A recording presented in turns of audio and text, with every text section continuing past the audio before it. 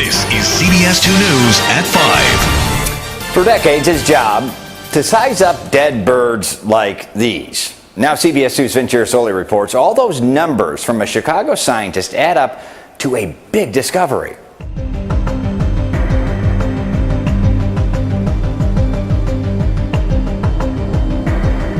So we're just outside Bodedarn here by Llyn Lake, and as you can see on the road here, there's approximately 225 dead starling on the road itself, and many others along the hedge on either side of the road. No starling apparent, no starling apparent in the fields on either side, which is very strange.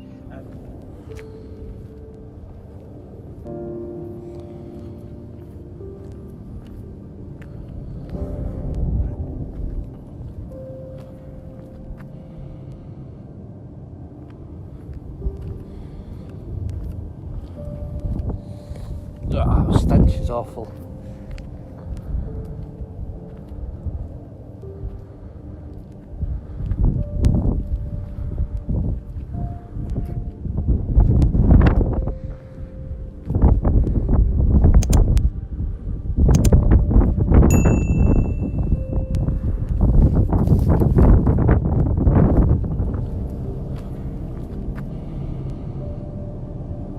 Stench is awful.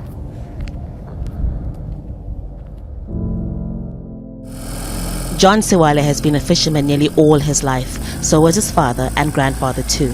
It's how the bills get paid, but he says something's not been right for a long time on Lake Victoria.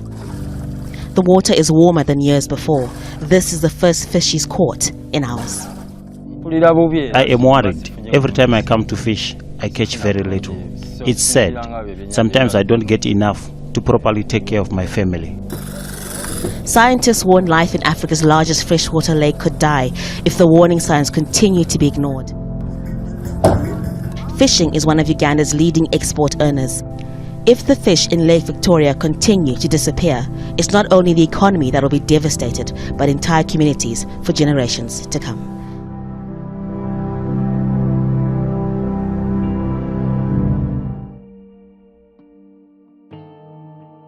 Still tallying up damage from last Sunday's big hailstorm.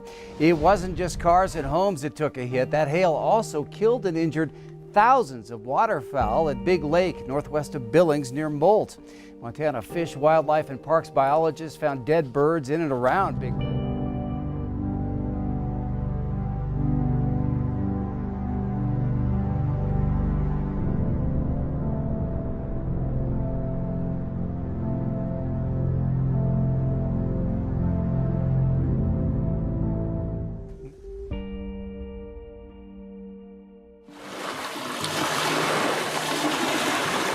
These duck may be enjoying the clean, fresh waters of Lake Victoria, but in a few hours, the water mass will be full of water hyacinth covering several miles. Every night, fishermen venture into the lake in search of fish and return to the shores with their catch in the morning. Hundreds of other fishmongers will be waiting on the beach with buckets to buy the fish. However, the volume of fish catch from the lake has been dwindling every year, and so are the earnings. Stocks have been going down. If you look at tilapia, the rate at which tilapia is being landed currently is very low. During better times, Homa Bay County was the lead producer of sardine fish, commonly known locally as omena. But today the fish catch has been declined. In Climate Watch, a new report from the International Union of Conservation of Nature warns the world's oceans are struggling to breathe. Ocean deoxygenation.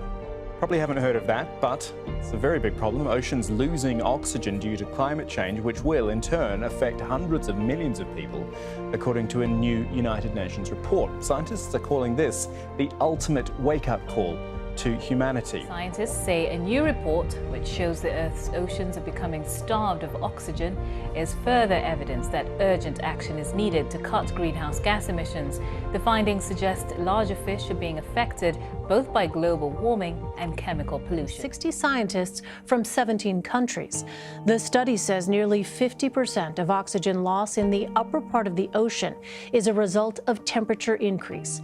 In order to fix the issue, the report says humans must quickly tackle the climate crisis globally. Well, the world's deep oceans are in deep trouble. This, according to a new report presented at the UN Climate Conference in Madrid today.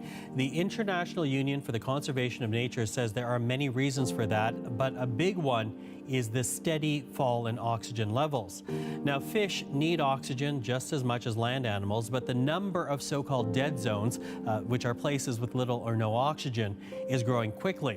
When research began in the 1960s, scientists counted 45 dead zones, but today there are more than 700.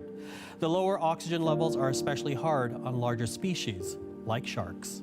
On a general scale would be the loss of biodiversity, loss of biomass, lots of habitats as these are shrinking, or it could be also alteration of the energy and the biochemical cycling.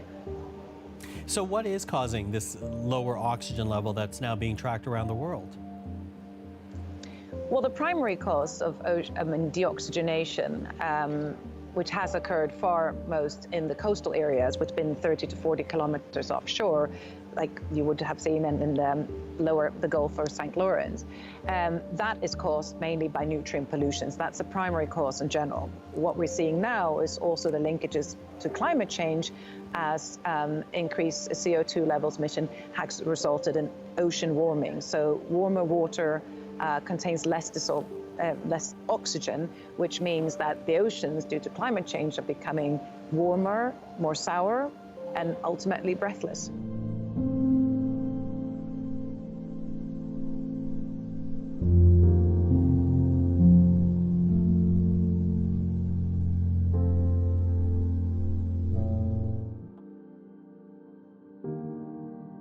Over the valley, giving a few folks in Mesa quite the thrill, but explaining what you're seeing on your screen, that is a little bit more difficult. It was about straight up over here, and it went straight that way. Stopped. From outside their Mesa home, DJ Mayer and Carrie Burnett shot this video Sunday around 9 p.m. And it started kind of moving diagonal across, trying to figure out which way it was heading. And as it did, that's when we noticed it started dropping things from it. The object, captured on 2 cell phones, looks like a bright orb hovering silently in the sky every few moments, dropping what looks to be flares towards the ground. And it wasn't just us. Our neighbors next door, they were out. They weren't even filming. They were more in amazement, like statues just sitting there watching it. DJ immediately posted the video to Facebook, and the comments rolled in, but none had an explanation for what they were seeing. Finally, the aliens are here. Wow, that's crazy. The entire event harkens back to 1997 and the mysterious Phoenix Lights, one that remains in hot debate even today. We reached out to several aviation experts who theorized the lights seen Sunday could be from parachute flares used by the military, or even helicopters or other aircraft dropping flares during training. In fact, the outlaw military operations area sits not far from where the video was shot, but video found online for those types of exercises just doesn't seem to match. Oh, no navigation lights. Even the military has to have navigation lights on. That's an FAA rule. We reached out to the FAA, Luke Air Force Base, and the Army National Guard, but none could say for certain what it was. And tonight, our guess is as good as yours. I know what I saw, and I don't think that it was from here, and I think it was definitely something else.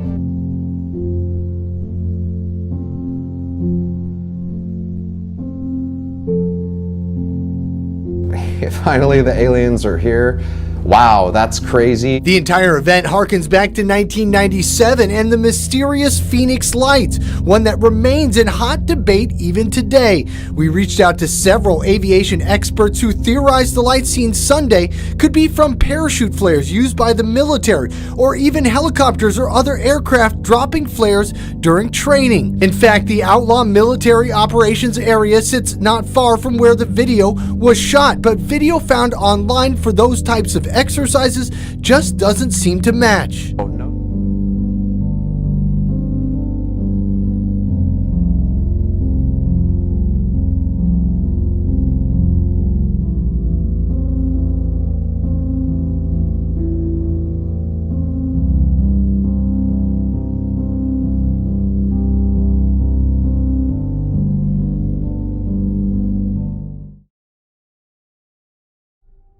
U.S. Geological Survey out with some new data that puts areas of the East Bay and San Jose at a higher risk for earthquake damage. KPX 5 Andrea Nakano with what concerns geologists the most.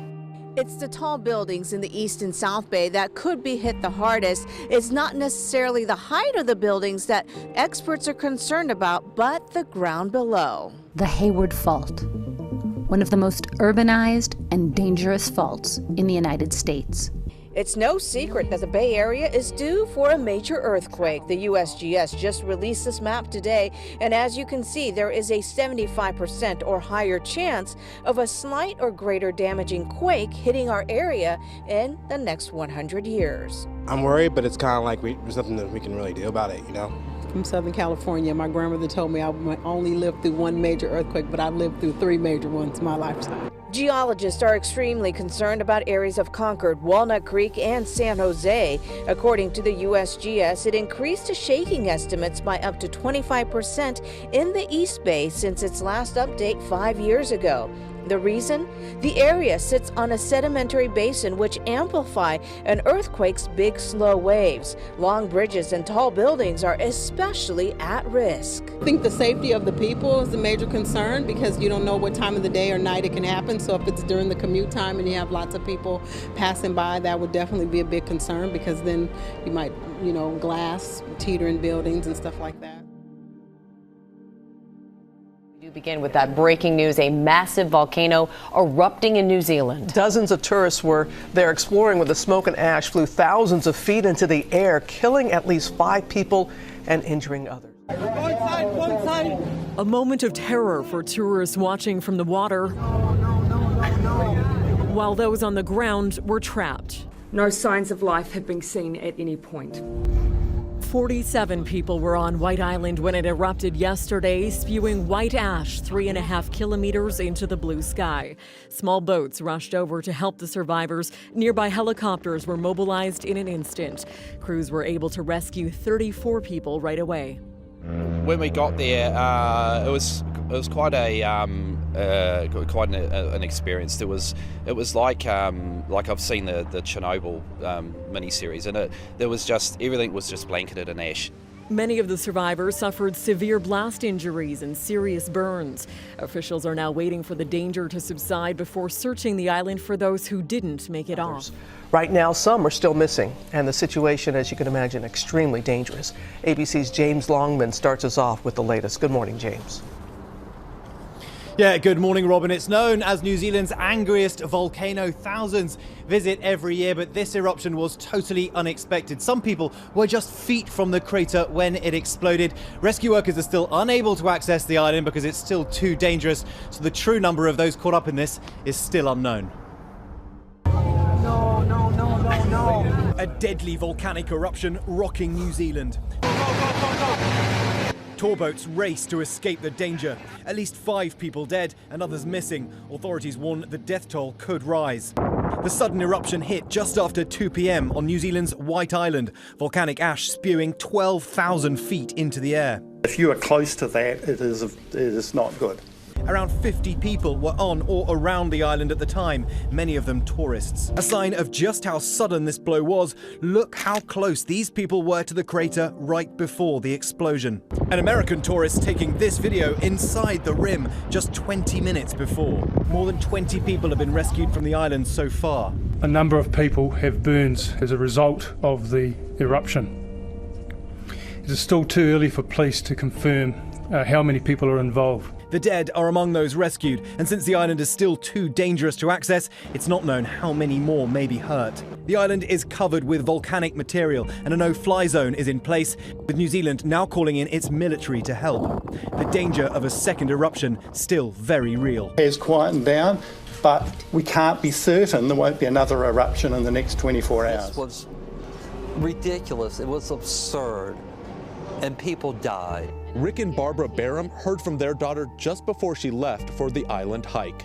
Had my daughter known that there was any risk involved, she wouldn't have gone. The cruise line markets the trip by focusing on the adventure of exploring hot volcanic streams, but geologists recently saw an increase in dangerous gas, prompting them to raise the alert level. There was a volcano erupting. It just looked like smokestacks. White Island draws tens of thousands of tourists each year, but a volcano scientist based in the U.S. had refused to work there because he believed it was too dangerous. All of the island is the crater of a volcano that's a fairly active volcano, one of the most active in New Zealand. And part of it was that as a volcanologist, I felt like it was sort of my duty to not feel like I should support tour operations that are going to potentially put people in danger like that. This is shocking video. It's a little tough for some to watch, but you're looking at dozens of birds scattered around the entrance of the NASCAR Hall of Fame. This is after, one by one, they flew into the side of the building. This is cell phone video. It is from a viewer, a little bit dark, but look, you can see, again, some people might find this kind of disturbing, but they're just gone. They're just all over the ground there. We first showed you the video back at 4:30, and well, since then, we've got a whole lot of new information on this. So let's get to Gina Esposito live this morning from right where it happened. And Gina, you spoke with Carolina Waterfowl. What were they able to tell you about this? Well, within the past 45 minutes, Carolina Waterfowl tells me they just finished treating dozens of birds. They say in total, 310 birds flew into these windows right here at the NASCAR Hall of Fame. CMPD Animal Control removed them overnight. They tell me that about a third of those birds died, a third of those birds were stunned, and they will be okay, and about a third are being treated for serious injuries. Now, we're going to play that video again, but I want to warn you, some may find it disturbing. Look. There's a bird crash into the window and then fall to the ground, joining dozens of others. For over 40 years in a field museum lab, David Willards measured birds, dead birds. Over 70,000 at last count. Everything in this drawer has hit a building in Chicago. Killed by concussions, most are collected by volunteers and make their way into Willard's lab. We've been measuring the wing length, measuring the bill length, and then the leg length, and the weight. For each bird, he's painstakingly jotted down the information by hand, in journal after journal. Still, Willard wasn't sure what to do with all that information. I feel like I'm a way better data generator than I am a data analyzer. But researchers at the University of Michigan flocked to his data, finding that over the years, the birds were actually shrinking in size. Are we talking about massive changes?